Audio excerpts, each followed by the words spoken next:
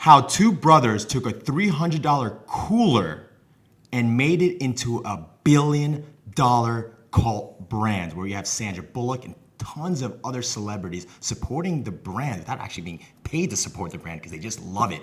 Let's dive into Yeti. Let's go.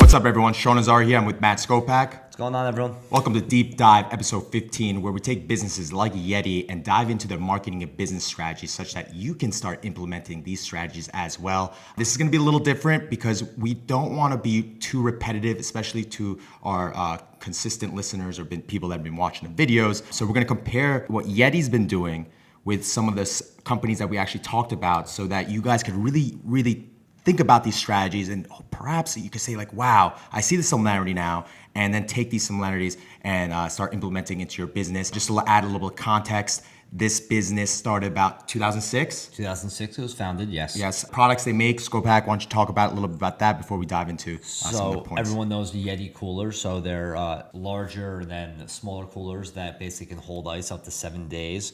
They're really, first was targeted to the outdoorsy person, and then once they really established a brand in that niche cooler, they started making Yeti jugs, Yeti drink tumblers.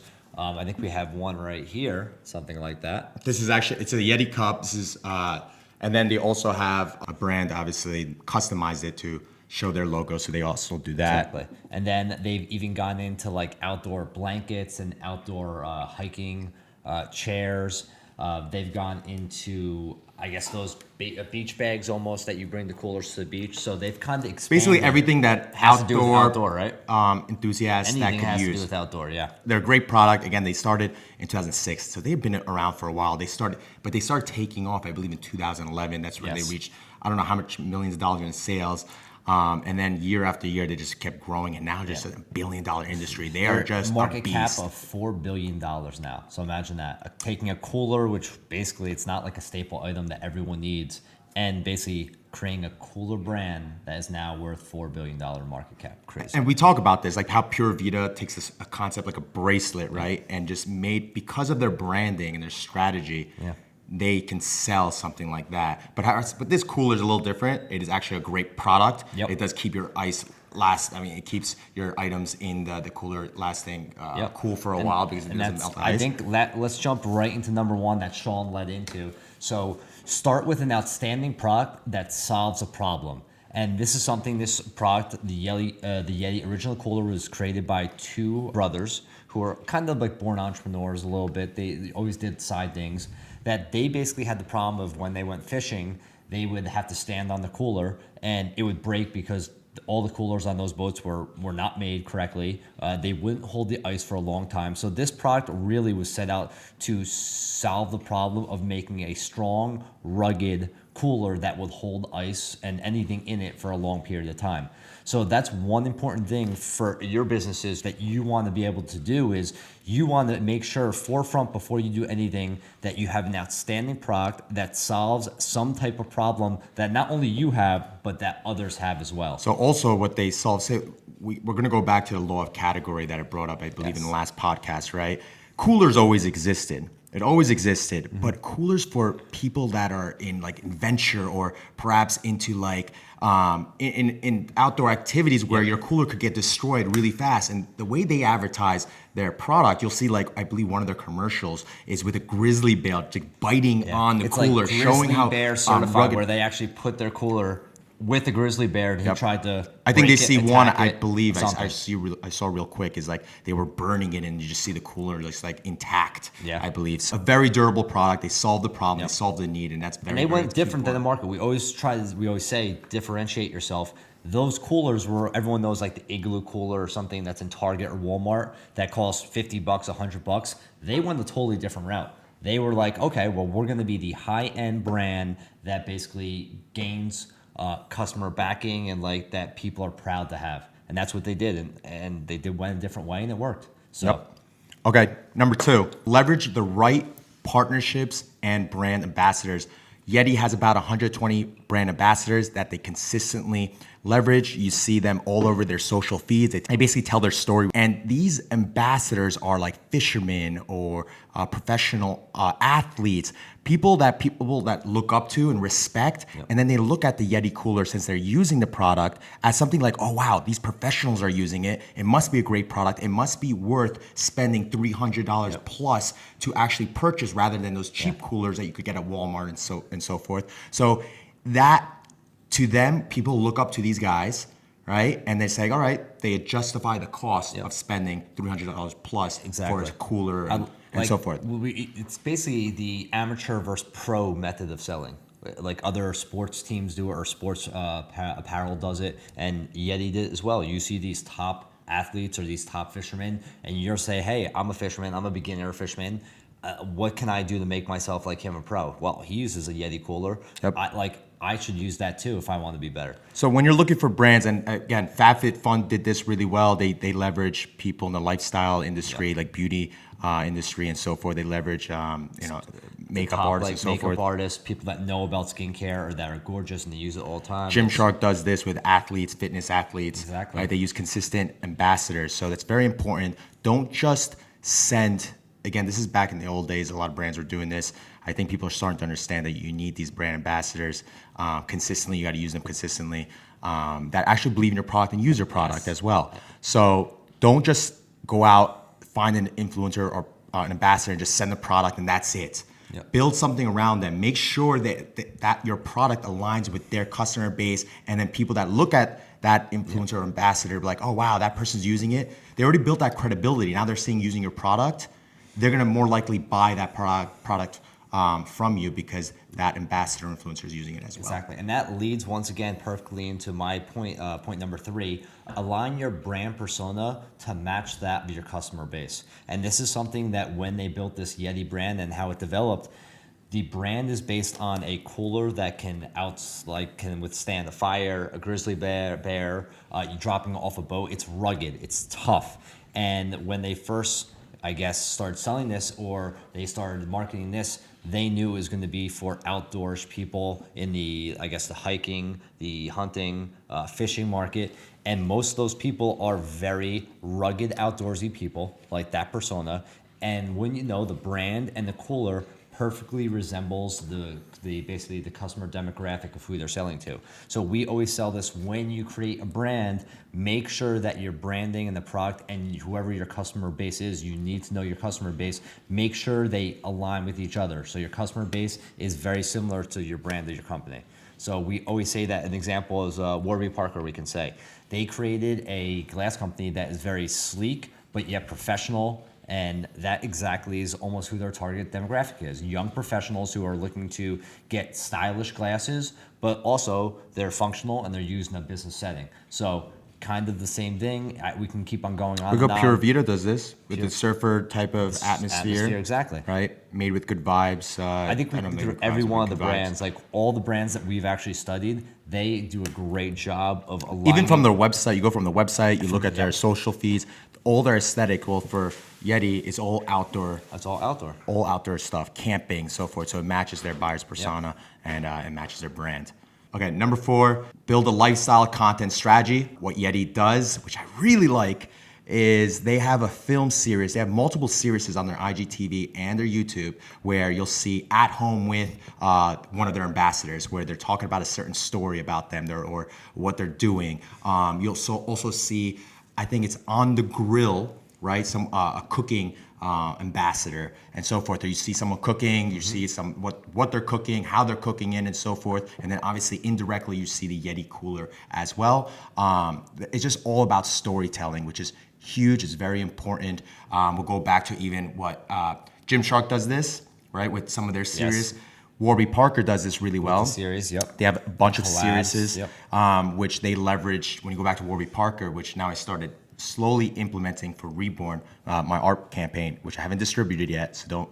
If you're checking this and hasn't been out yet, you'll see soon. Right. Yeah, and it's like it's Warby, wearing Warby, and then it's a professional skater, or it's a professional photographer, or it's a professional. It's all these people that they could have other 10,000 followers, or there's someone well known or celebrity, or it doesn't have to be celebrity. It could just be just a person that that work for I them. think we're going to talk about in 2017, they actually even I don't know if it was produced a movie where a chef was hiking in the mountains and got electrocuted in power lines, and how he had to survive for 14 days or 21 days. So they produced that movie, or they had some part of that in that movie. Really? Yep. I didn't see that. So it's once again though, it's that lifestyle brand that they're trying to create, that persona. Storytelling sells. It builds a face behind the brand, which is very, very important. People want to see real people using a product, and also a way of telling that story, like something interesting or something helpful or that guides them throughout the process or whatever it is. So build a lifestyle content strategy for your brand. It's very important. And it could be short clips. It could be just done on your iPhone. Just have a strategy for it and start implementing it. Yep. Great point. Great point. And number 5, strategically leverage old school marketing tactics. And this is something that Yeti did in the beginning, which I kind of like. I know it's been done, but what they did exactly was the perfect, I would say, roadmap. So when they used to send out initially those Yeti coolers, they used to send out T-shirts and then mesh baseball caps to basically any customer that did it. And it sounds very basic, and you're probably saying, Matt, what does that have to do? Why is that a good idea? So let's think about this first. So outdoorsy people, they are very proud of their truck, their gear, their coolers, their fishing rods, their hunting equipment. They always talk about it, and they're proud people. And when you're an outdoorsy person, what most of the time are you wearing outdoor? Baseball caps and T-shirts. So at first, from a 10,000 foot view, it looks like a basic thing, but it was very strategic that they knew these products would be worn and used by their customers at all times, and that was going to create basically marketing through talks, discussions, and things like that. They're making everybody their brand ambassador. Yep. And people that purchase a Yeti product are so proud to talk about it. Apparently these outdoor enthusiasts, right, when you're going out there, you're going camping, right, you love to talk about your products. So they're so proud to showcase it. They're so proud to wear that hat. They're so proud to wear that shirt. So this strategy is it works well, but it also doesn't work well if you're just throwing any type of product out there. So you got to make sure, like if it's a product, if you have a, let's say, for example, if, for instance, for my brand, if I am selling art and if all of a sudden I'm giving free cups out, it doesn't really align with my brand. Nope. It has nothing to do with it. I'm not understanding my audience. However, with my brand, I could do something like stickers, motivational stickers, because a lot of my art is motivational, or perhaps depending on what they're purchasing, I could also give them a sticker that complements that art. Yep. And it also, because my brand name also states on that sticker, so it builds more brand awareness. Yep. Let's talk about another example. I think another example we talked about is the supplement industry, or anything that has to do with physical activity. So I know I love working out. That's my lifestyle. I know when I use supplements, either protein, pre-workout, or BCAAs, I always have it in my hand and I put it into a shaker cup. And when I order over $50 or $100 worth of supplements, they send me basically a shaker cup, which I make my pre-workout in, and I carry through the gym, or usually I'm carrying it throughout my day, and it's usually branded with that. So that's actually a product that actually was smart and strategic, because that gets people talking about, or at least seeing that I use that supplement brand or line. So that's a great example of what we mean by strategic branded merchandise. If you have a company, don't send out, if you say it's a health brand and you're sending out beer koozies or things like that, or a beer opener, it doesn't make sense. It doesn't it does not correlate with your brand. So be strategic about what you choose. Here's some good insight as well. The ways you can do this once you understand your customer and what product you could send out, especially because you want to lower your cost. You want to send out something it's not going to cost you much, right? But it's something your customer will use and just be proudly to showcase it on either, if it's stickered on their laptop or so forth. Or we'll use often. You could use, go to Alibaba, research some of the products. You could actually customize a lot of their products. Yes. So find out what you can customize, so then you could, order in bulk. It could be really cheap. And there's things that cost just 50 cents to the dollar. And then you could customize it. And then you have that product to then ship out. You could also go to a lot of these on-demand sites, like Printful, for instance, where you could find maybe something like iPhone cases. maybe that's good for your brand. I don't know. You need to do your research. Yes. That you could customize, design these iPhone cases such that you could send them out along with your product. And that's, I think this brings up the main point, which is through you as a business owner or a brander, you need to know who your customer base is. And you need to study it. You need to live with them 24/7 and understand what their daily routine is and why your brand or why they're going to choose your product. So that's big, is if you don't have a good handle on your audience and who your target customer is, that's something that is the most important thing and you need to do now. Understand who your customer is. Number 5? Number 6. Number 6. I swear, guys, by next podcast, we'll get the numbering down. Number 6, realness goes a long way. We're living in the age of authenticity.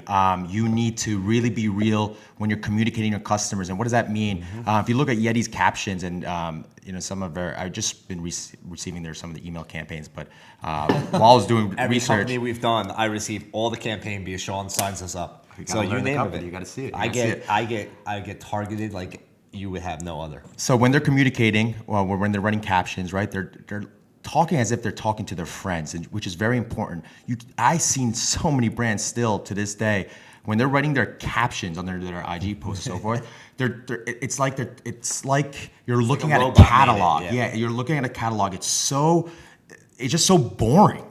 Realness goes a long way. People buy from people at the end of the day. We're living in an age where everybody has a business. Their products are becoming commoditized, but you got to relate to your audience. And a couple things they do here, which I love, which I just found out, Yeti actually goes to they attend or they exhibit between 5 events a week, something like that. But it's not for brand awareness, these events, which a lot of companies, when they go to the events or when they host events and so forth, at the Javits Center and so forth, they're doing it for brand awareness. They're trying to get sales. What they're doing is trying to understand. They want to actually communicate with their customers. They want to talk to them.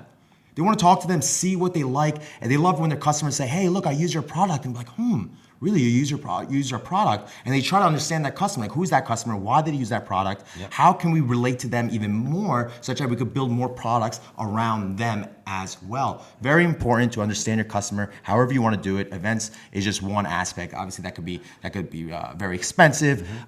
We talked about in other podcasts what was that company that does 3 months customer service? Was it Warby Parker? That was Warby Parker. So customer service is another aspect of really communicating with your customers. Chubby's does though a great job of talking to their customer in a brand, like a very good persona that matches their customer base. Anything you could do to understand your customer. What I do with Reborn, I have a chat bot, which is not an automatical chat bot. It goes to my iPhone. I believe it's called Chatra, where customers are communicating with me every day. They're asking me for certain things. Oh, I wish you had this. I wish you could make this design. And I'm getting that feedback. I'm pulling it. I use Trello to manage these ideas. I'm like, okay, what's the most common thing and what can I get done to help these customers out such that I understand them and then build more products around them as well. So understand your customer base. Realness goes a long way, and try to be authentic if you want your brand to stand out in 2020. That's it? I think that's it. Guys, I hope you like the podcast. I hope if you're listening to it on iTunes, give us a 5-star rating if you liked it. Subscribe. Also, if you're watching us on YouTube, hit the thumbs up button. And if you have any questions, let us know in the comments below. Or you could tweet us. You got @mscopac, Twitter. All right. Instagram, Matthew_Alexander, 2 X's. And you could tweet me @Sean_Azari. Let us know what you think. And we will see you next week. A lot more stuff coming up. Yeah, some exciting collabs coming up, so we're going to talk and see everyone soon. Catch you next week.